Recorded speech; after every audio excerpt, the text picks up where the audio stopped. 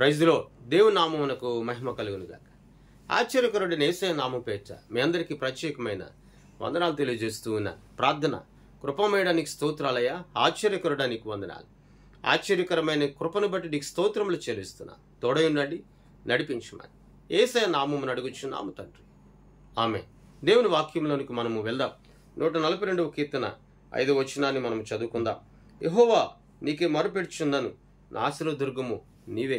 నీకే మొరపెడుచున్నాను, నా ఆశ్రయదుర్గం అంటే నాకు ఆశ్రయమును కలిగించిన వాడు నీవే అని సెలవిస్తూ ఉన్నాడు.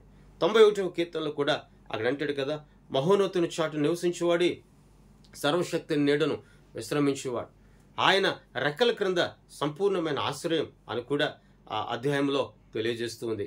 ఇక్కడ ఈ వచనంలో అంటాడు కదా, నీకే మొరపెడుతున్నా. నిజమే కదా, ఆయన తప్ప దేవుడేరి, ఆయన తప్ప దేవుడెవరు, ఆయన తప్ప సమర్థవంతుడు ఎవరున్నారు లోకంలో? ఆయనలా ప్రేమించేవారు, ఆయనలా కార్యములు జరిగించేవారు, ఆయనలా పాపమును క్షమించేవారు, ఆయనలా మన రోగములను భరించేవారు, ఆయనలా మనకు పరిపూర్ణమైన విడుదలనిచ్చేవారు ఈ లోకంలో ఎవ్వరూ కూడా లేరు. అందుకే దేవుని వాక్యంలో సెలవిచ్చున్నమాట, ప్రత్యేకింపబడిన ఈ ప్రత్యేకమైన ఈ దినమున ఈ వాక్యము ద్వారా మనం దర్శింపబడాలి. వస్తున్నాం మందిరానికి, అడుగు పెడుతున్నాం మందిరానికి, మోకరిస్తూ ఉన్నాం, అన్నీ చేస్తున్నామండి అని పేరు మాత్రమే కాదు. నిజానికి మన జీవితంలో శక్తివంతమైన దేవుని వాక్యానికి చోటు ఉన్నప్పుడే, శక్తివంతమైన దేవుని మాటలకు చోటు ఉన్నప్పుడే ఆ మాటల ద్వారా, వాక్యము ద్వారా పరిపూర్ణమైన ఆనందంతో మనం నడిపించబడగలం. ఈనాడు ఇక్కడ అంటాడు కదా, నీకే మొరపెడుతున్నానయ్యా. ఎందుకంటే దావీదుకు తెలుసు, ఆయనలో తప్ప జయం ఎవరిలో కూడా లేదు, ఆయన తప్ప విడిపించేవాడు ఎవరూ లేరు, ఆయనలో తప్ప ఆశ్రయించేవారు ఎవరూ లేరని. ఎందుకంటే పై వచనంలో అన్నాడు, ఆశ్రయం ఏది లేదు, కనికరం చూపేవాడు ఎవరు లేరు, జాలి చూపేవాడు ఎవరు లేరు, దయ చూపేవాడు ఎవరు లేరు, ప్రేమించేవాడు ఎవరు లేరు, పై వచనాల్లో చెప్పబడుతుంది. అందుకే ఇక్కడ అంటాడు, నీకు మాత్రమే మొరపెడుతున్నాను, నా ఆశ్రయదుర్గము నీవే అన్నాడు. నిజమే, నేర్చి వరకు కూడా ఆయన రెక్కల క్రింద మనకు ఆశ్రయాన్ని కలిగించాడు దేవుడు.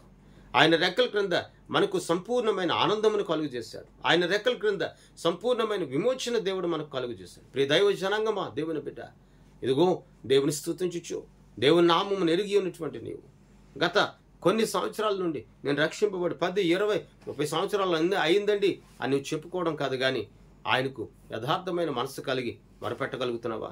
ఎందుకంటే నువ్వు చేయు ప్రతి ప్రార్థనలో కూడా అది సారముంటేనే, నువ్వు చేయుచున్న ప్రతి ప్రార్థన కూడా అది విశ్వాసపూరితమైనదైతేనే సమర్థవంతమైన కార్యం నీ బ్రతుకులో జరుగుతుంది. ఒకవేళ అది విశ్వాసపూరితమైనది కాకపోతే సమర్థవంతమైన కార్యం అనేది నీ బ్రతుకులో జరిగింపబడుతుంది. నేడు దినాన్న పరిశుద్ధుడైన యేసయ్య అంటాడు కదా, దావీదు అంటాడు కదా, దేవునికి ఇష్టానుసారుడైన దావీదు అంటాడు, దేవుని నీతిని నెరవేర్చిన దావీదు అంటాడు, ఇదిగో నీకు మొరపెడుతున్నానయ్యా, నా ఆశ్రయదుర్గం నీవే. నిజమే, ఆయనకి మొరపెట్టు. ఒకవేళ నువ్వు ప్రార్థించడం మానేస్తే, ఒకవేళ ప్రార్థనకు దూరంగా ఉంచి ఈనాటి నుండి ప్రార్థన చేయడం మొదలుపెట్టు, మొరపెట్టు, నీకు సంపూర్ణమైన ఆశ్రయమును దేవుడు కలుగు చేస్తాడు.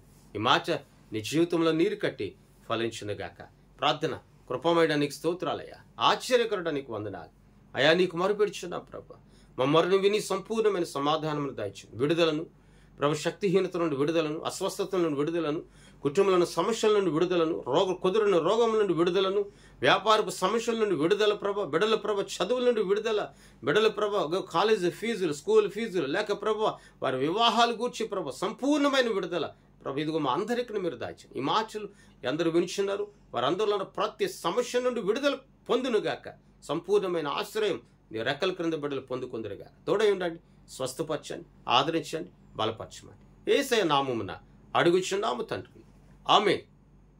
మీ అందరికీ వందనాలు తెలియజేస్తున్నాను. దేవుడు మిమ్మల్ని దీవించి ఆశీర్వదించునుగాక.